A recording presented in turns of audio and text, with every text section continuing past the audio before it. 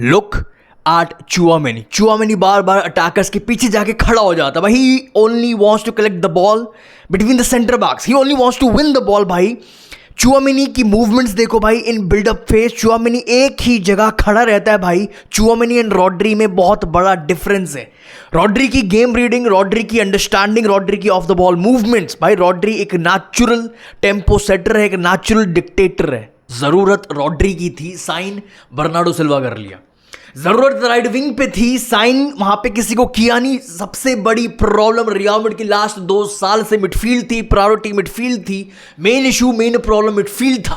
Perez ने क्या किया, बर्नार्डो सिल्वा साइन कर लिया, जो स्टार्ट भी नहीं करने वाला ओवर।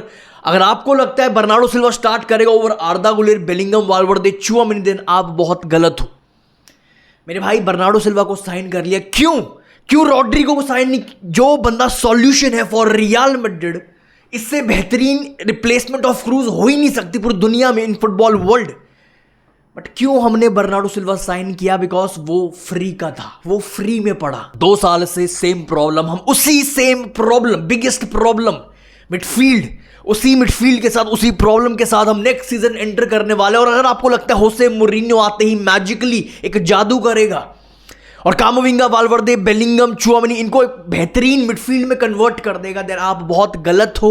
इन प्लेयर से आप टेम्पो डिक्टेट, आप कंट्रोल, आप बैलेंस मिडफील्ड में नहीं ला सकते। ये 2 साल से हर एक फुटबॉल फैन को क्लियर हो चुका है। फ्रांस वर्सेस स्पेन, इस मैच ने भाई एक चीज तो क्लियर कर दी हर एक फुटबॉल फैन को, जो हर एक रियल मैड्रिड फैन को ऑलरेडी क्लियर है। क्या भाई? Individual talent of France is not enough. जब सामने एक टीम आ जाती है with elite midfield, you need balance, you need structure, you need midfield।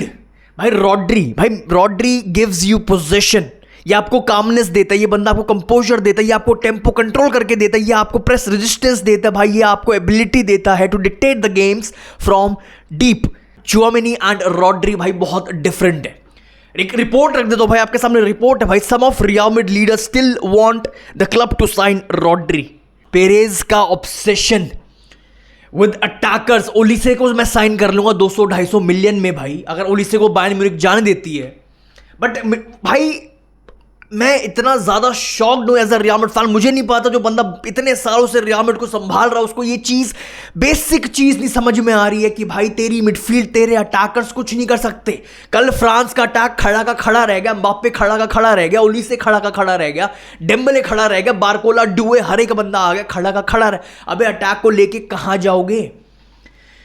Midfield is everything.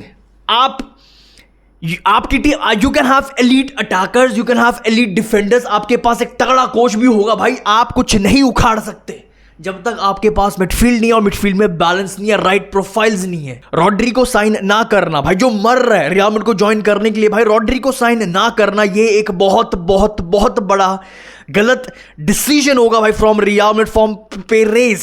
भाई जो स्पेन फाइनल में है, वर्ल्ड कप के 2026 के फाइनल में है, उससे भाई best player of Spain by far easily Rodri है। रॉड्री वापस अपने बेस्ट लेवल पर दिख रहा है भाई। Rodri is exactly the profile जो मैड्रिड बहुत बुरी तरीके से मिस कर रही है, लैक कर रही है। एक चीज जो मैं क्लियर करना चाहता हूं भाई, रियल मैड्रिड को अपनी मिडफील्ड में क्वालिटी नहीं चाहिए।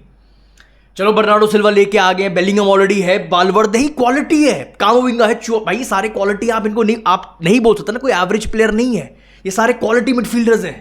रियल मैड्रिड को अपनी मिडफील्ड में क्वालिटी नहीं चाहिए, हमें अपनी मिडफील्ड में बैलेंस चाहिए, जो पेरेज को दूर दूर तक समझ में नहीं आ रहा है भाई।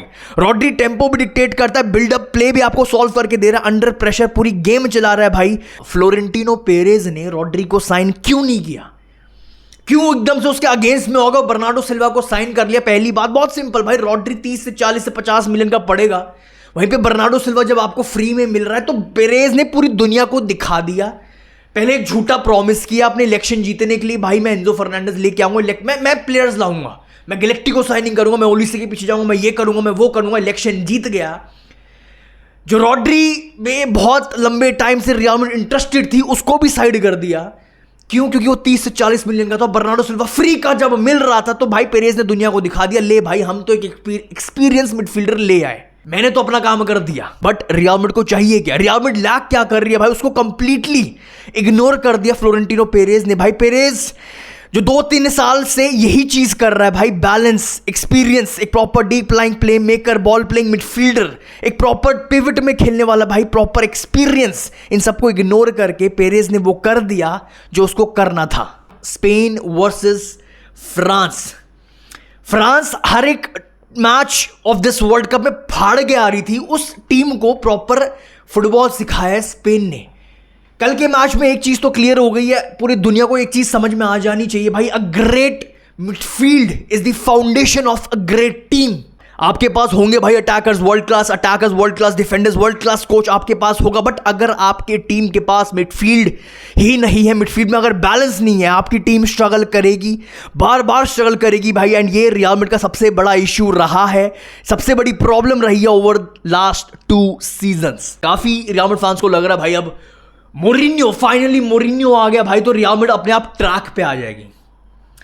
मोरिन्यो कुछ जादू करेगा, कुछ तो अबे कुछ भी कर देगा मोरिन्यो। क्या वो बेलिंगम, चुआमेनी, वाल्वर्दे, इन तीनों से क्या वो काम करवा सकता है जो रॉड्री करता है, जो क्रूज करता आया है फॉर रियल मैड्रिड? क्या है वो अरे वो प्रोफाइल ही नहीं है यार।